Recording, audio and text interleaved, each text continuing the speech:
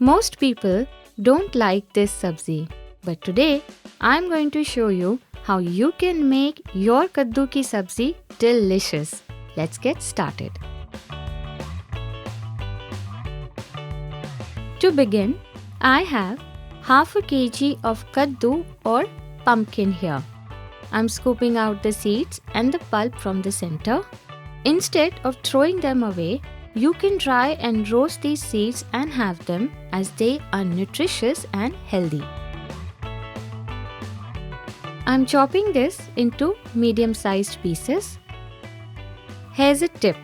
If you want the kaddu to cook well, then use a soft one.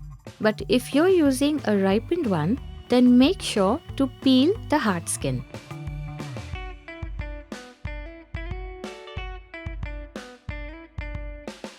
Add some water and let the kaddu soak in it. Here we'll use Panch Phoran Masala, which is a blend of 5 spices and has a mild and versatile taste. Mix 1/4 teaspoon each of sauf, Mithi seeds, rai, jeera and Kalonji seeds and it's done. Heat up a kadhai and add 3 tablespoons of mustard oil.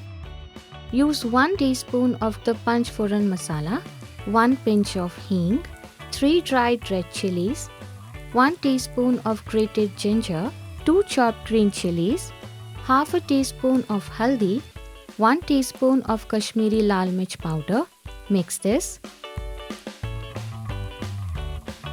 Then add the soaked kaddu.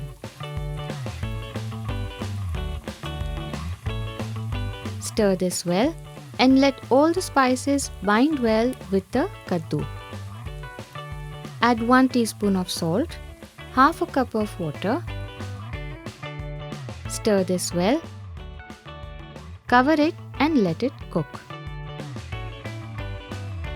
I constantly hear people say kaddu ki sabzi is bland. It's not tasty.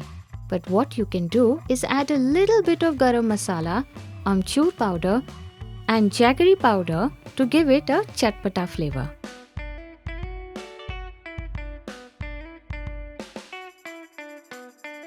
Now let's add some water. And again, cover and cook for a few more minutes.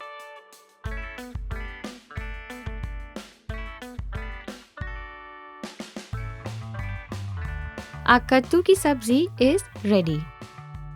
Remove it in a serving bowl and top it off with chopped coriander leaves. Serve it with hot rotis or puris and enjoy.